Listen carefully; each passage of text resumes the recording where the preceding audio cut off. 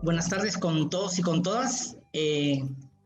Quiero, en nombre de la Mesa de Coordinación para Refugiados Inmigrantes de Lima Este, darles la más cordial bienvenida a este evento Lima Futura, el impacto de la migración venezolana. Este es un evento, un espacio en el que vamos a tener la oportunidad de escuchar reflexiones sobre el impacto que ha tenido la migración venezolana en nuestra capital, Lima. Uno de los objetivos de este espacio es generar información y reflexión acerca de lo que significa la migración. Por ello, en esta oportunidad, queremos iniciar el año con este conversatorio titulado Lima Futura, Impacto de la Migración Venezolana, que nos permita conocer el impacto de esta migración en nuestro país, pero principalmente en Lima Metropolitana. Además, conocer las políticas y acciones que se vienen desarrollando. Me toca dar el pase al siguiente ponente. Él es José Cuechín Costa, representante de la Universidad Antonio Ruiz de Montoya. La primera pregunta es, ¿cuán importante es la migración venezolana para Lima? Bueno, muchas gracias a todos por la invitación, a todos por la invitación. Un saludo afectuoso a Federico, que también lo veo ahí. Y bueno, muchas gracias por permitirme compartir con ustedes algunas reflexiones sobre este tema de la migración venezolana. Respecto a la primera pregunta, habría que decir que Lima ha recibido siempre, y ahora que estamos celebrando su aniversario, Lima siempre ha recibido migrantes, ¿no? Ya en la colonia recibía no solo castellanos, sino también habitantes de otras regiones de la península ibérica, vascos, gallegos, que a su modo también eran medianamente extranjeros en Castilla-La Mancha, ¿no? Ya luego en los primeros años de la República también se asentaron diversos migrantes de países europeos, ¿no? Se tuvo una colonia de italianos, franceses, y en fin. O sea que ni bien iniciada la República, Lima ya recibía migrantes europeos, ¿no? Iniciando el siglo XX, o a finales del siglo XIX, también Lima recibe, o el Perú y Lima, recibe una migración asiática, ¿no? Chinos, japoneses principalmente. Y a mediados del siglo XX, Lima recibe la mayor ola migratoria, que es la migración andina y amazónica. Aunque es una migración interna, podríamos decir que a su modo, a su manera, también es una migración medianamente extranjera, porque es gente que viene con otras costumbres, con otros idiomas, con otra riqueza cultural. Y Lima no los ha recibido muy bien, que digamos, ¿no es cierto? Y ahora, a principios de este siglo XXI, Lima recibe otra vez un nuevo flujo migratorio, que son los venezolanos, ¿no? Se calcula que el 80% de la migración venezolana reside en Lima. Entonces yo lo que quiero con este resumen sucinto es dar cuenta de que Lima es una ciudad que permanentemente ha recibido flujos migratorios. Sin duda, la presencia migratoria es la venezolana por las características que conocemos. Sin embargo, como digo, Lima y el Estado en general no los ha recibido de buena gana, por llamarlo de alguna manera, ¿no? Y ocasionaron lo que José Matomar ha denominado el desborde popular, ¿no? Es decir, los migrantes andinos y amazónicos, sobre todo de la segunda mitad del siglo XX, desbordaron las instituciones del Estado, y estas instituciones se vieron pues imposibilitadas de responder las demandas de los migrantes. Frente a este flujo migratorio no sabía cómo responder.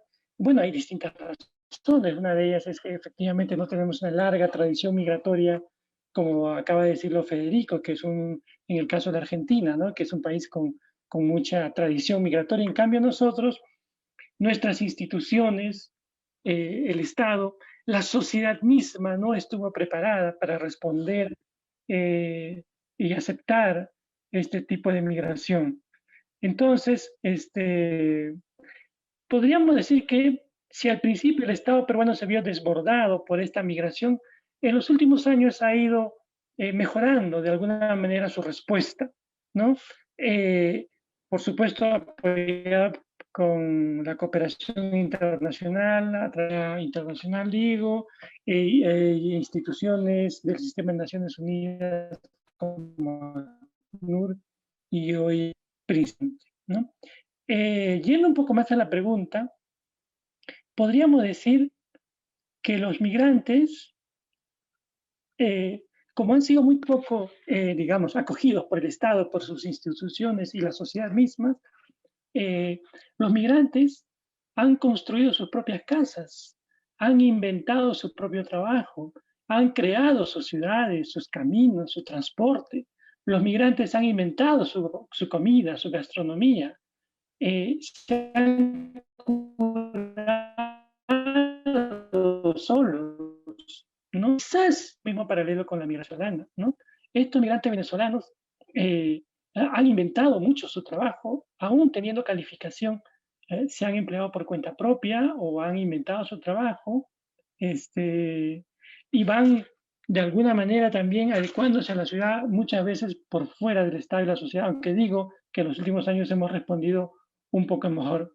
En ese sentido, yo creo que es importante la migración venezolana para Lima y por supuesto para el país también, porque es un aporte a la diversidad cultural en todas sus manifestaciones. Es probable pensar que la comunidad impreso de Lima o los migrantes amazónicos.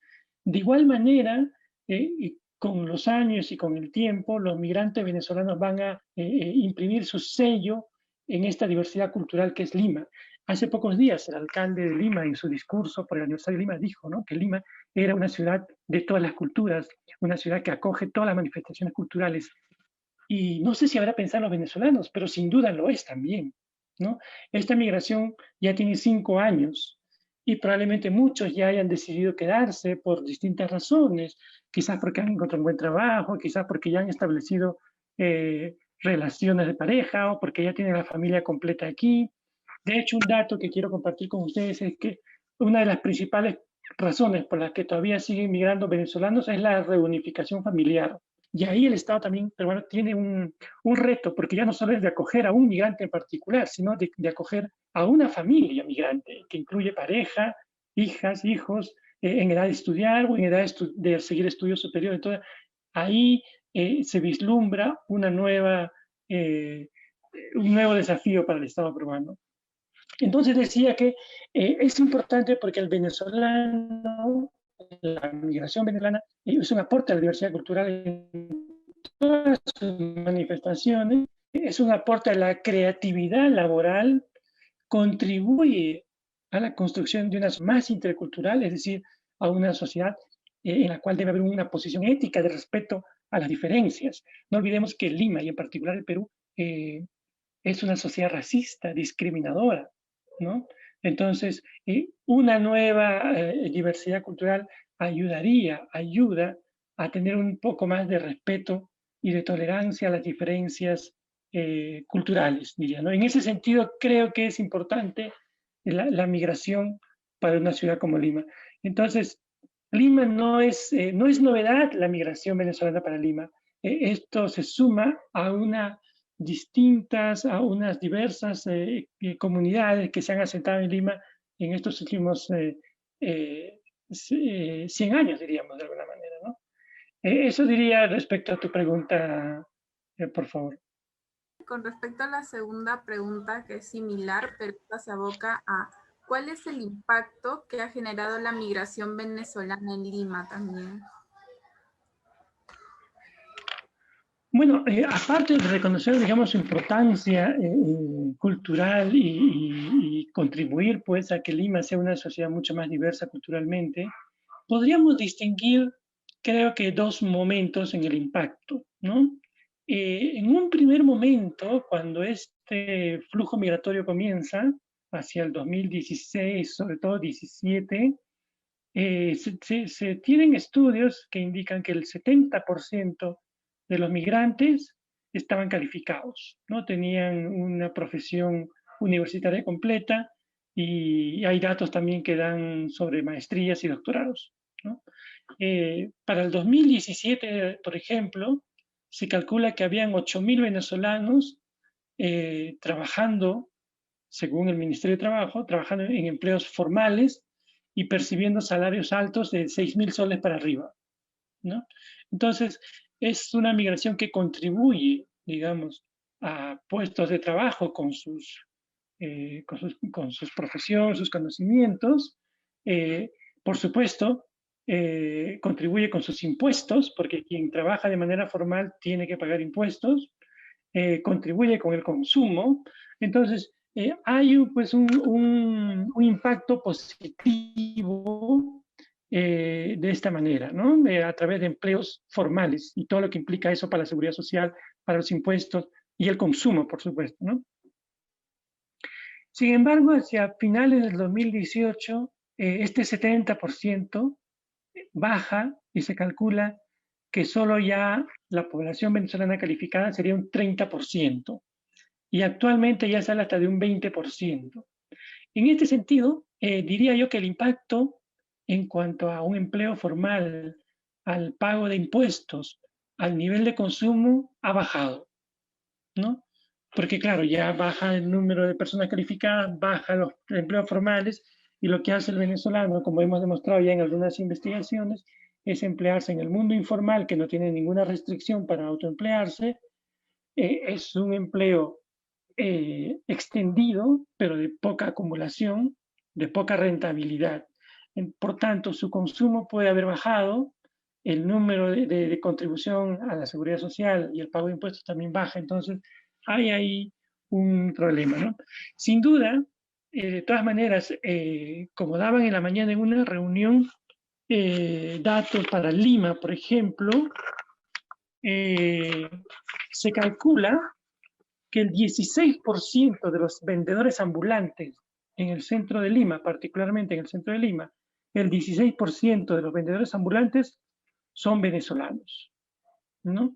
Entonces, su contribución, digamos, es en ese sentido, digamos, podríamos decir que es una contribución de poco impacto económico, laboral, ¿no? Y además, un dato también que escuché en la mañana es que de ese 16% de venezolanos que trabajan como ambulantes en el centro de Lima, entre el 2 al 4% tendría COVID, ¿no? Estaría contagiado por el coronavirus, lo que también implicaría, pues, digamos, un impacto en su salud, en sus ingresos, en el empleo, porque de todas maneras tendría que dejarlo o gastar en... Entonces, yo podría distinguir dos momentos, ¿no? Al inicio, donde hay una población migrante calificada del 70% que contribuye de manera sostenida y de manera en el empleo formal, y un segundo momento que esto baja a un 20-30% en que aparentemente se incluye más en una economía informal, ¿no? Ahora vamos con una última pregunta que va a lo concreto con respecto a qué acciones uno debe desarrollar o se pueden desarrollar para lograr un mejor impacto de la migración venezolana. Yo creo que para lograr un mayor impacto tiene que haber lo que se llama la integración, ¿no? Pero una integración estructural. ¿Qué es una integración estructural, no? La integración estructural, según algunos especialistas teóricos de este asunto, debería contener 3 variables, ¿no? Para lograr un mejor impacto, por supuesto que lo primero que hay que hacer es sanear la documentación de todos y todas las venezolanas, ¿no? Venezolanas, venezolanos, ¿no? Que todos tengan documentación, acceso a un carnet de extranjería o a un documento de identidad, ¿no? Cualquier peruano sabe que andar por la calle sin DNI puede sentirse en cierto grado de vulnerabilidad, o puede sentir algún problema con la autoridad, por llamarlo de alguna manera, ¿no? Entonces sabemos la importancia de andar documentados. Lo mismo que para un peruano puede ser importante, pues para un venezolano también lo es, ¿no? No es posible tener 500.000 de personas con solicitud de refugio, ¿no? Y en muchos casos esperando 1 año o 2 años, ¿no? Indocumentados o con un carnet solicitante, ¿no? Y yo creo que lo que se debe es acabar con esta política de espera o de espere, en el sentido de que los hacen esperar mucho tiempo para luego ver si se desaniman o para ver luego ver si continúan un viaje a un tercer país o sencillamente rechazarlos después de un tiempo de espera. Entonces, lo primero es acabar con esta política de espera y documentar a la gente, a los venezolanos, ¿no? Sé de los esfuerzos que hace el Estado, sé de los esfuerzos que hace el mismo ACNUR, pero también es importante que el venezolano sepa por qué oficina ir cuando ingresa al país.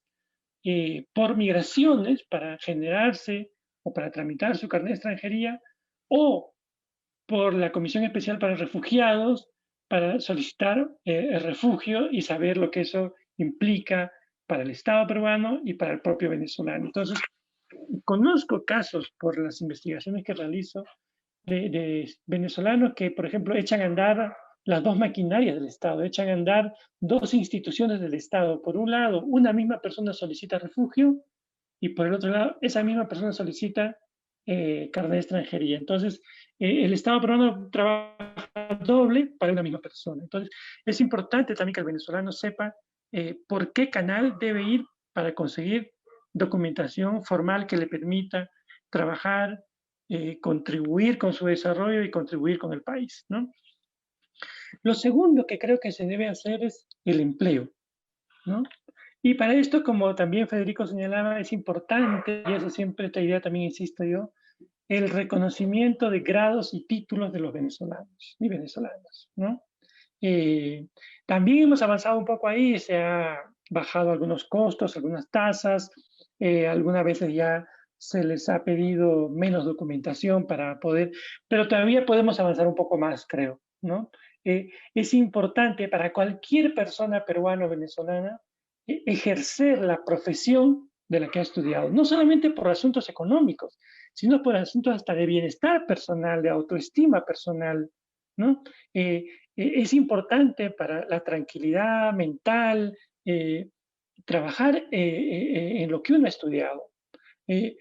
Ya no digo solo lo económico, que eso implicaría, por supuesto, una buena paga, una buena renta, ganar más dinero, sino también la cuestión subjetiva de la persona. Entonces, la segunda integración estructural luego de la documentación es el empleo. Y esto implica, por supuesto, reconocimiento de grados y títulos para poderse emplear de manera formal en el país. Hace algún año, 1 o 2 años, hicimos una investigación donde, por ejemplo, los ciudadanos venezolanos, al no pertenecer a la comunidad andina de naciones, no se les puede certificar en habilidades y destrezas no certificadas, ¿no? Y el Estado peruano no puede certificarlos o reconocer certezas, habilidades, porque no son parte de la CAN. Pero entonces dijimos, bueno, justamente eso es lo que hay que hacer. Pero no, la ley no lo permite, los acuerdos de integración no lo permiten. Entonces también está pendiente cambiar algunas políticas de integración, ¿no? Para que estos ciudadanos venezolanos puedan tener un certificado de sus habilidades, sus destrezas para poderse emplear, ¿no? Un joven, un muchacho, una muchacha que ha trabajado 10 años en una hostelería, en un taller de mecánica y no tiene certificación, no hay quien certifique eso. Eso es un problema también para poder mejorar el impacto de la migración venezolana en la economía y en sus familias, ¿no? Y se calcula que el 30% de las familias venezolanas en Venezuela reciben remesas, ¿no? Entonces, si estas personas no están empleadas adecuadamente, si no ganan lo suficiente, la cantidad de remesas también disminuye. Bueno, ya no hablo del COVID y la pérdida de empleo y lo que puede eso haber significado como impacto en las familias, en este 30% de hogares venezolanos que están a la espera mensualmente de remesas, ¿no? Otra cosa que creo que se puede hacer es el tema de educación, ¿no? También se ha avanzado ahí. Conozco casos de las políticas del Minedu que ha avanzado para estos programas de escuela, para matricular a los niños, a las niñas, a los jóvenes, matricularlos aún fuera del plazo de matrícula. Pero creo que no ha sido muy bien difundido, ha sido aprovechado en muy poco porcentaje. No recuerdo yo ahorita el número de vacantes cubiertas disponibles por venezolanos, pero lo que sí estoy seguro es que es bajísimo, ¿no? Entonces, también aprovechar estas políticas del Estado para matricular niños y jóvenes no ha sido bien comunicado, difundido, por tanto no ha sido utilizado, y ahí también es un tema que se debe trabajar más. El Estado debe difundir, o en general los que estamos trabajando este tema, investigando, deberíamos difundir más estas posibilidades para que el impacto de esta migración sea más positivo, ¿no? Y yo diría, agregaría un tercer punto, un cuarto punto a esto de la integración estructural, el tema de salud, ¿no? También el Estado poco a poco ha ido mejorando, digamos, esta integración a través del CIS facultativo y en general. Pero creo que poco a poco, imagínense con lo del COVID, cómo lo recuerdo claramente cuando el ministro y el presidente Vizcarra, el ministro ya no recuerdo en el mes de mayo, decía que de la población peruana se encargaba el Estado peruano y de la migración venezolana se encargaban los organismos internacionales, ¿no? No recuerdo ahorita la cifra de venezolanos fallecidos por COVID, pero seguramente han muerto en una orfandad total, ¿no? Probablemente sin redes de apoyo, sin ningún apoyo del Estado peruano. Entonces, agregaría yo a este tema de la integración el tema de salud. Creo que eso podrían ser algunas acciones para mejorar el impacto, la documentación, mejorar el acceso al empleo, la educación y la salud, ¿no? Y con esta idea acabo, ya alguna vez lo he dicho, ya Federico también debe haberme escuchado esta idea, ¿no? Debemos hacer lo que este sociólogo, economista, filósofo italiano Wilfrido Pareto decía, ¿no? No se trata de resolver todos los problemas, sino de identificar los estratégicos para resolver. Si se resuelve el 20% de los problemas, por añadidura se resuelve el 80%. Entonces, debemos enfocarnos en aquellas cosas que pueden mejorar el impacto, que pueden mejorar la integración, 3, 4 cosas, de modo que resolviendo esto, todo lo demás se pudiera resolver, ¿no? Bueno, esas son las políticas públicas, justamente, ¿no? Bueno, hasta aquí, a ver cómo nos ha ido, para luego, si hay preguntas, con todo gusto. Muchas gracias. Esas son las conclusiones a las que podríamos llegar a partir de los aportes y reflexiones que se nos han hecho los ponentes en la tarde de hoy. Muchas gracias.